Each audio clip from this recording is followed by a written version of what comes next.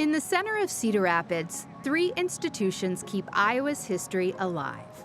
Their exhibits dive deep into our diverse heritage through art, culture, and tales of resilience.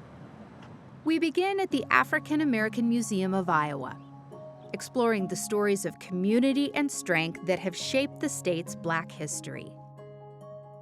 When you come to visit, you will see our permanent exhibit, which is here throughout the year, and then we have a rotating exhibit that is usually here for about 11 months. The permanent exhibit is going to take you from our very beginnings, the African American experience and our origins in Africa, through the Middle Passage. It will bring you up through Reconstruction, the Civil War, civil rights, into more modern times with ending basically of the election of President Barack Obama. We are definitely a museum that wants to encourage conversation. We want to encourage change. We want to encourage different perspectives. What we do here is important for 2 reasons. One, because we are telling the story, and we're telling the story that may not be told anywhere else. 2, because it allows us to hopefully prepare a new generation, not only from the perspective of coming into the museum and being guests, but one day someone has to take over. They have to be willing to continue to tell the story. Inside the Cedar Rapids Museum of Art, guests will discover a uniquely Midwestern collection of paintings and sculpture. It was a group of Cedar Rapidians who had gone to the 1893 World's Fair in Chicago and had gone to the Fine Arts Pavilion there and decided that Cedar Rapids needed an arts organization. So they founded an art club. They met in each other's living rooms and talked about the artists and architects of the day and prior.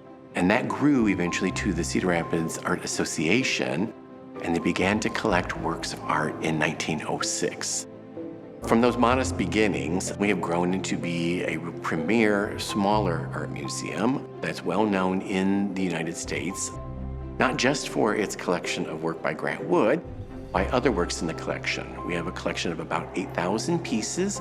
It is primarily American art in focus. Our collection is primarily 20th and 21st century, and we have a specialization in Iowa and Midwestern art.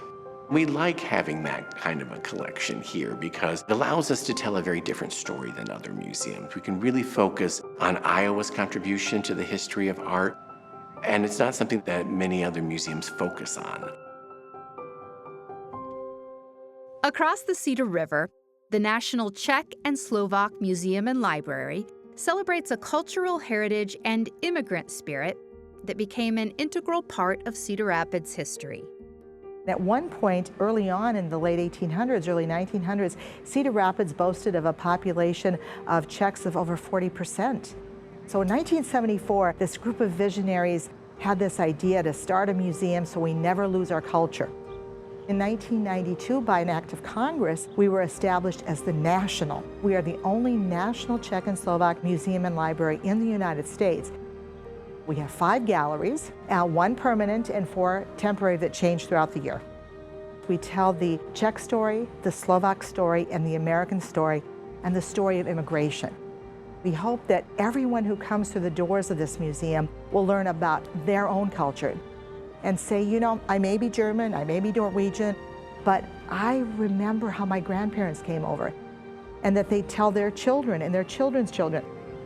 Because I think one of the major things in our country today is that we forget what our cultural heritage is.